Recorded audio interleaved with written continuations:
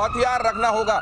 ये हमास को खैर पूरा गाजा समतल बनाने में अब इजराइल वहां पर लगा हुआ है और ये बहुत जल्दी होता हुआ दिखाई देगा। लेकिन हम जो देख रहे हैं खासतौर से इजराइल और ईरान के मामले में हमने जो देखा मेजर गौरव आर्य जी, वो अगर ड्रोन में और ड्रोन जो उनका कहा जाता रहा शहीद 136 और ये वगैरह ठीक है, उनके पास मिसाइल है और अगर ड्रोन है तो ये ड्रोन उतना सशक्त आपको इस स्कर्मिश में दिखाई दिए क्या 12-13 दिन जो चला? नहीं, मुझे नहीं लगता कि वो, देखिए उन्होंने सिविलियन बिल्डिंग्स में मारा, ये बात है, लेकिन क्या आपने कोई ऐसा सुना कि कोई इजरायली मेजर मिलिट्री टारगेट को उन्होंने बर्बाद कर दिया हो?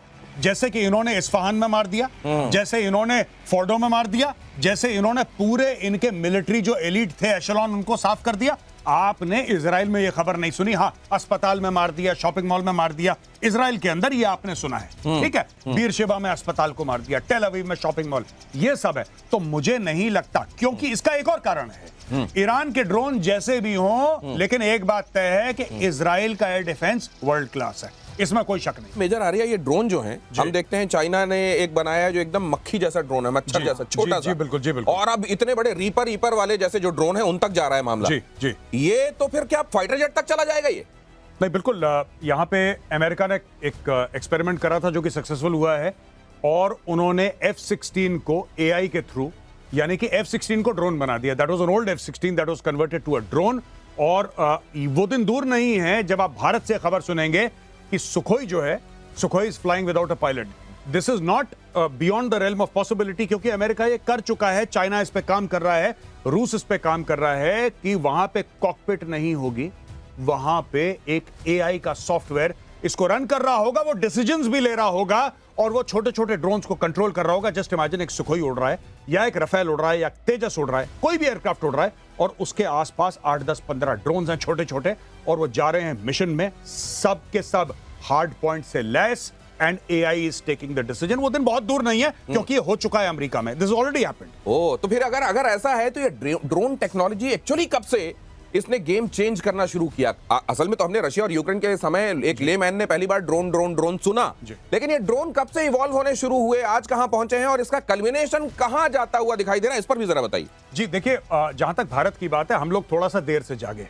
ये अजरबैजान और आर्मेनिया की लड़ाई में ड्रोन्स का इस्तेमाल होता चला आ रहा है और भी दीगर कॉम्बैट एरियाज में, वॉर के एरियाज में ये होता चला आ रहा है। हम लोग थोड़ा सा देर से जागे, लेकिन जब जागे तो इस तरीके से जागे कि जहां पे 0 कंपनीज थी ड्रोन की, लिटरली 0 कंपनीज थी, आज की तारीख में there are more than 500 startups, 500 drone startups Bharat में है। तो भारत ने पिछले 3 साल में एक एक्सप्लोजन ऑफ ड्रोन कंपनीज देखा है, जिसमें सिर्फ रिकॉनेसेंस ड्रोन्स नहीं, कॉम्बैट ड्रोन्स भी हैं। और भारत ने ऑपरेशन सिंदूर में ड्रोन्स का इस्तेमाल करा था, and that was indigenous technology, and कई जगह तो it was of course a tie up with the Israelis also, but ये हमने यूज करा था, and those drones were made in India. तो आप देखिए 3-4 साल के अंदर भारत ने कितना लीप लिया, कितना क्वांटम लीप लिया है भारत ने ड्रोन की टेक्नोलॉजी। तो जब ड्रोन पूरे वॉरफेयर का ABCD बदल रहा है, वैसे में जब एक बार एयर मार्शल श्रीवास्तव ने हमको यह समझाया था कि जो किल बटन है वो कौन दबाएगा, वो आदमी दबाएगा या मशीन दबाएगी। अब जब सब कुछ ऑटोमेटेड हो रहा है, ये कहा जा रहा है कि अब फाइटर जेट्स तक हो सकता है ऑटोमेटेड होकर, उसमें पायलट ना बैठे, AI उसको चलाए,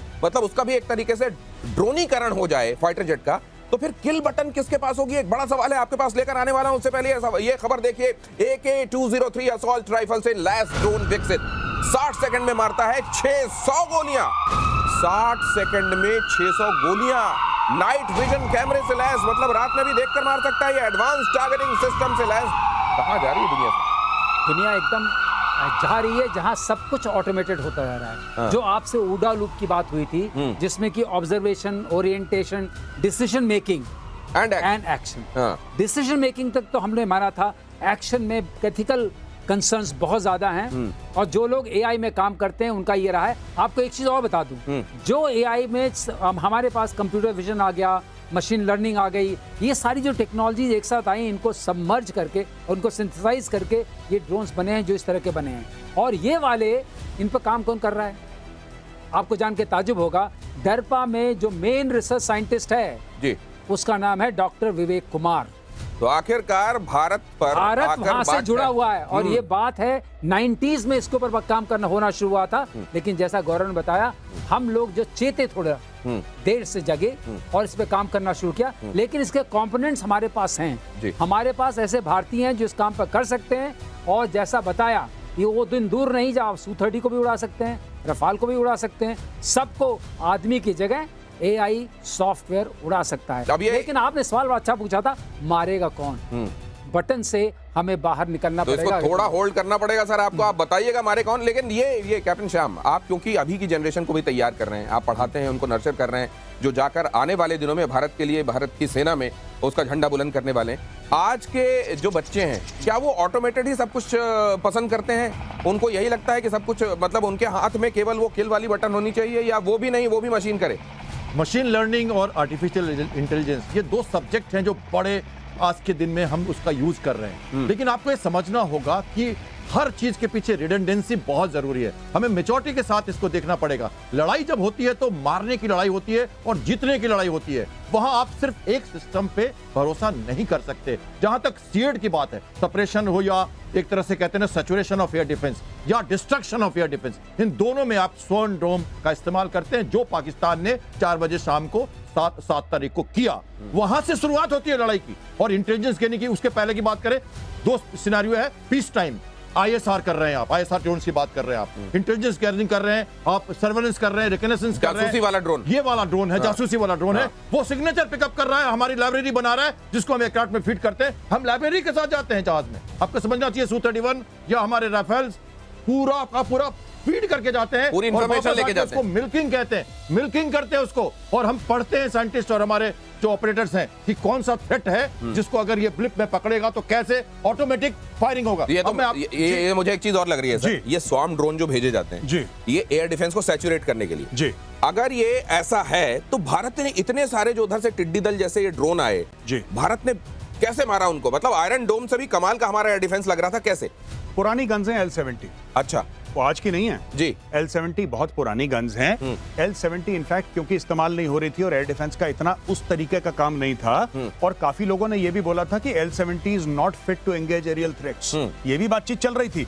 वही L-70 काम आया जिसको लाइन ऑफ कंट्रोल में लगा रखा था, डायरेक्ट फायरिंग रोल में कि बंकर उड़ा दो। अच्छा, इतना बड़ा गोला होता है L-70 का। ओके, हाँ, ये करा था। मैं अगर आपकी अनुमति हो तो मैं AI के बारे में बात करना चाहता हूं। प्लीज।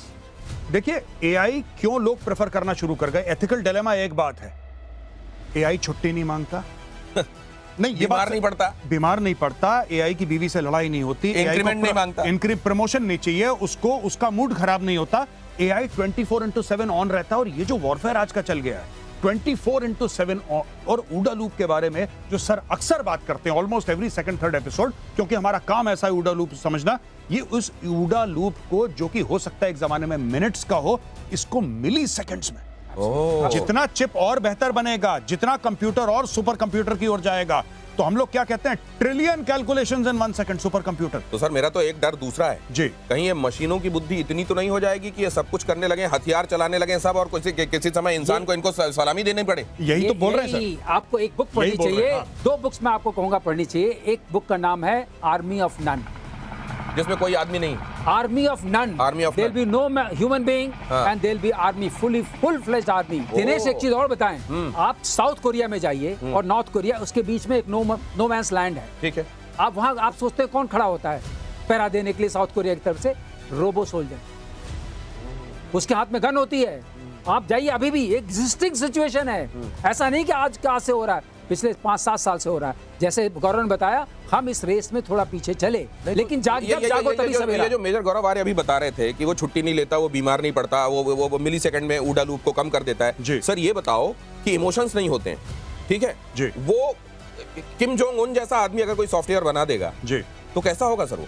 नहीं, देखिए ना, बात यह है कि ये जो मॉरल और एथिकल डिलेमा की बात करते हैं, कि जो किल बटन है या कोई ट्रिगर है, वो तो ह्यूमन बीइंग को ही प्रेस करना चाहिए। देखिए साहब, ये सारा मजबूरी का नाम महात्मा गांधी है, ये सब कहने वाली बातें हैं। जिस दिन आपके दुश्मन ने सॉफ्टवेयर डेवलप कर दी, ऐसा ड्रोन डेवलप कर दिया, और उसका ड्रोन अपने आप ऑटोनोमसली डिसीजन ले रहा है आपको मारने का, आपको भी मजबूरन करना पड़ेगा। ये मॉरल और एथिकल डिलेमा फिर नाली में चले जाते हैं। ये ऐसा है कि स्टुअर्ट रशल हैं, जिन्होंने AI में सारी किताब लिखी, उनकी किताब बाइबल की तरह मानी जाती है। मैं बाइबल वर्ड इसलिए यूज कर रहा हूँ कि जो भी बेसिक फाउंडेशन बुक होती है उसको हम वैसे डिस्क्राइब करते हैं नॉर्मली।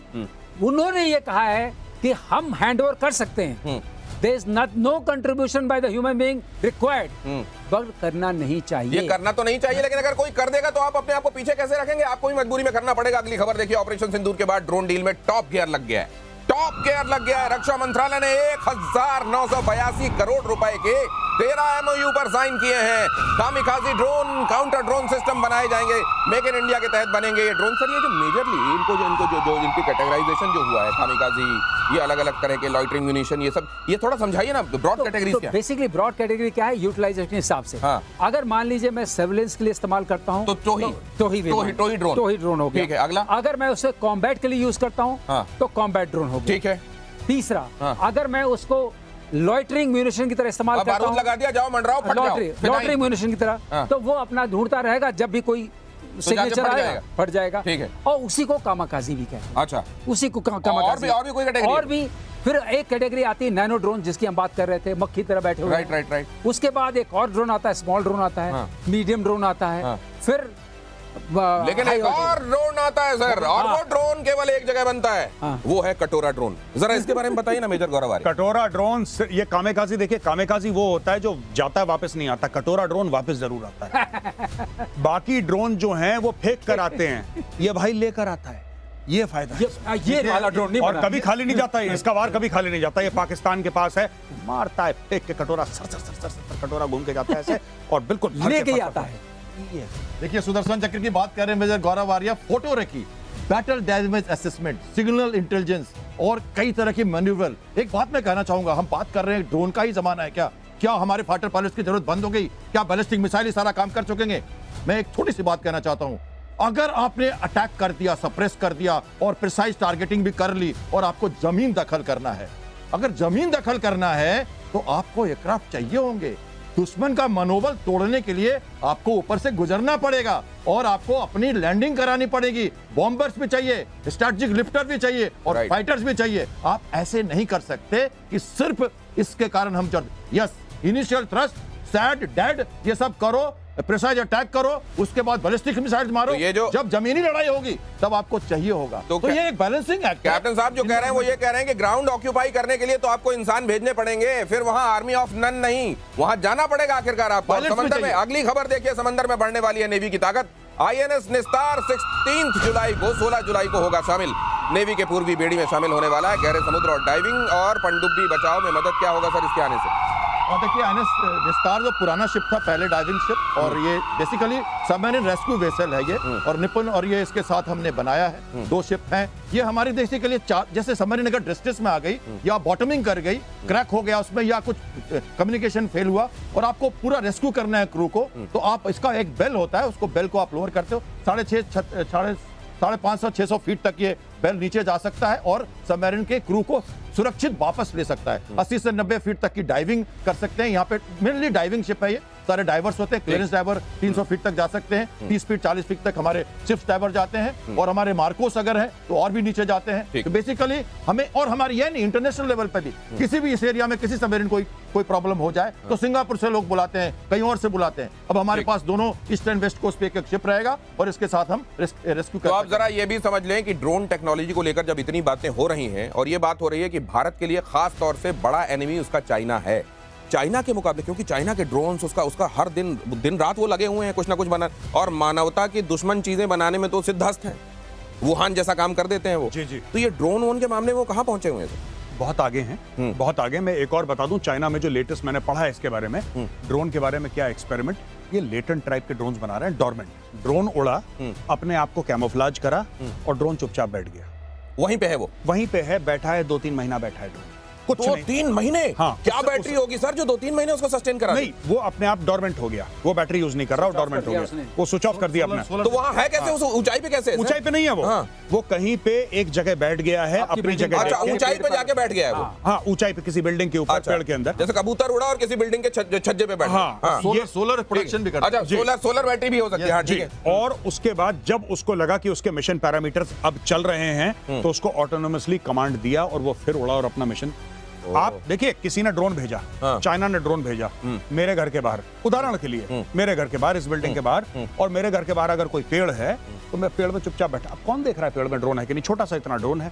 जब उसको ये पता लगा कि यहां से बंदा निकल रहा है, फेशियल रिकॉग्निशन हुआ, अपने आप वो लाइव हुआ, उड़ा और उसने अटैक करा। They are trying to make such, अभी सक्सेसफुल नहीं है लेकिन उसके ऊपर काम कर दिया। 2-3 साल में आपको इसकी भी खबर मिल जाएगी। इसीलिए मैं कह रहा हूं ये जो हम लोग ये एथिकल डिलेमास में है ना कि क्या ये सही है, सही गलत कुछ नहीं होता। जहां पे नेशनल सिक्योरिटी होती है वहां पे नेशनल सिक्योरिटी पे कहानी खत्म, मोरालिटी गई बाढ़ में। दिनेश एक और बात बता दूं, एक ड्रोन डिमॉन्स्ट्रेट किया गया टेक टॉक, हाँ, उसमें डिमॉन्स्ट्रेशन में क्या था, आपकी पिक्चर दिखाई गई, हाँ, इतना छोटा सा ड्रोन है, ठीक है, इट फ्लाइज, हाँ, comes and hits you at your head, oh my God, just 0.5 gram of explosion, बहुत छोटा सा एक्सप्लोजिव, मतलब एक बुलेट बराबर, बुलेट बराबर, हाँ। अंदर गया, बुलेट भी ज्यादा, खत्म। ओ, इतना सा, माचिस के हेड में जितना लगा रहता माचिस के है हेड में उतना, 0.5, penetrate ओ, किया, तीली में, इसका ओ, डिमॉन्स्ट्रेशन किया गया लाइव ऑन अ मेनिनक्विक। तो ये कितना खतरनाक होने वाला है इसका अंदाजा लगाइए। ड्रोन पूरे लैंडस्केप को कैसे बदलने वाला है इसका अंदाजा लगाइए। इसीलिए एक एपिसोड में ड्रोन से रिलेटेड सारी चीजों को समेटा नहीं जा सकता। आइंदा भी इस पर डिस्कशन करेंगे, लेकिन अगली खबर देखिए ड्रोन को लेकर नेक्स्ट जेन की नई रिपोर्ट। भारत की ड्रोन मैन्युफैक्चरिंग क्षमता और बढ़ेगी, 2030 तक $23 बिलियन तक पहुंच सकती है यह क्षमता। रक्षा क्षेत्र में निगरानी, टोहक और युद्धक ड्रोन्स की सबसे ज्यादा मांग। ये बेशक हमने लेट शुरू किया है, लेकिन हम डिस्टेंस अच्छी कवर कर रहे हैं। ठीक है, ये अच्छा लगा, हाँ, ये अच्छा लगा। $23 बिलियन सुन करके, और दो चीज में कंसंट्रेट कर रहे हैं, एक टोही है और दूसरा युद्धक है, वही चाहिए। एक जासूसी करेगा और दूसरा आपके लिए कॉम्बैट के काम करेगा, आपके लिए लड़ाई जाकर करेगा। मैं सर दिनेश भाई आपको एक बात बताता हूं, मैं हाँ। एक इजरायली से, बड़े सीनियर इजरायली से बात कर रहा था, मैं उनका नाम नहीं लूंगा, it was a private conversation. तो मैंने उनको बोला कि साहब आप जो रिकॉनेसेंस ड्रोन इस्तेमाल करते हैं इजराइल के अंदर, जो ऑपरेशनली इस्तेमाल करते हैं, और जो आप ड्रोन काइनेटिक के लिए इस्तेमाल करते हैं, तो वो कह रहे हैं कि हम लोग अब ऐसा सिस्टम बना रहे हैं जहां पे सिर्फ काइनेटिक ड्रोन्स होंगे। मैंने बोला क्यों? कहता है बिकॉज वी आर इजरायली। मैंने बोला इसका मतलब क्या है? कहता है कि रिकॉनेसेंस के लिए गया, हमारे पास इतना टाइम नहीं है कि उसने आतंकवादी को देखा फिर वो पीछे रिपोर्ट भेजे फिर हम करें, वही वहां पे थैंक यू बोल के गुड नाइट बोल के वापस आ जाता है। तो मतलब एक को मल्टी रोल बनाया जाएगा, ये कहने का वो मतलब? कह रहे हैं कि रिकॉनेसेंस मल्टी रोड, मल्टी सही रोड। बात, वो सही कह रहे बात। हैं कि हमें रिकॉनेसेंस की क्या जरूरत है? आप रिकॉनेसेंस में हार्ड पॉइंट्स डालिए, आप उसमें हेलफायर मिसाइल डालिए, आप उस ड्रोन को उड़ाइए, अगर आपको नहीं फायर करना है मत करिए, लेकिन अगर ड्रोन ने आइडेंटिफाई कर लिया और ड्रोन ने वीडियो फीड भेजी और आपने रिकॉग्नाइज कर दिया कि भैया ये है, यहाँ पे ये घूम रहा है ईरानियन जनरल, तो फिर आपको सर मैं क्या करूं? अच्छा मैं दूसरा ड्रोन भेजता हूं। दूसरा क्यों भेजना है? सामने है वो निकल जाएगा, आपके पास टाइम नहीं है, यहीं से बटन दबाया, गुड नाइट। ये कह रहे हो here and now, here and now sir, बिल्कुल वहीं पे और इस तरीके से ऊडा लूप और कम हो जाएगा सर। बिल्कुल। है ये, इसीलिए कम तो वही कर इसी रहा है। नोट पर अगली खबर देखिए, रूस ने यूक्रेन पर की ड्रोन की बारिश। एक हफ्ते में 1300 ड्रोन से किया अटैक, 1300 ड्रोन, बैलिस्टिक और क्रूज मिसाइलों से भी हमला। यूक्रेन का दावा, रूस के 80% ड्रोन गिराए। अब मैं एक चीज समझना चाहता हूं सर, ये एडीएस क्या कंफ्यूज होता है क्या वाकई ड्रोन में? 100% कंफ्यूज होता है। आपके पास हंड्रेड्स ऑफ टारगेट्स आ रहे हैं, आप किस किस को एंगेज करें? तो कंफ्यूज तो बिल्कुल होता है, और ऊपर से बीच में हाइपरसोनिक मिसाइल्स आ रही ओह है। My God. अब आप बताइए क्या आपकी एयर सिचुएशन यही है? तो कर रहा था ईरान। ईरान बीच में ड्रोन भेज रहा था और फिर उसके साथ साथ वो भेज देता था हाइपरसोनिक लेकिन मिसाइल। उसके पास एयर डिफेंस सिस्टम, जैसे गौरव ने बताया अभी इसी एपिसोड में पहले, बड़ा स्ट्रांग था। हाँ, वो उतना स्ट्रांग इनके पास कहाँ है? राइट। इनका तो टूटा फूटा है, तो मांग रहे हैं कि हमें दे दो पैट्रियट, हमें दे दो ये। इनके पास वो क्षमता नहीं है। और 1300 बहुत बड़ा नंबर है, बहुत बड़ा दिनेश नंबर मैं है। यही कह रहा था, सीड ये सपरेशन जो पहला लहर जो होता है, जो 7 ये क्या है सर? सीड आप कह रहे हैं क्या? सपरेशन ऑफ एयर डिफेंस जिसको कहते हैं ना, एक तरह से आप सैचुरेट कर दो। हाँ। इतना सारा रडार पे दिखने लगे, अच्छा, किसको सैड है मारे? ये, सेपरेशन ऑफ नहीं,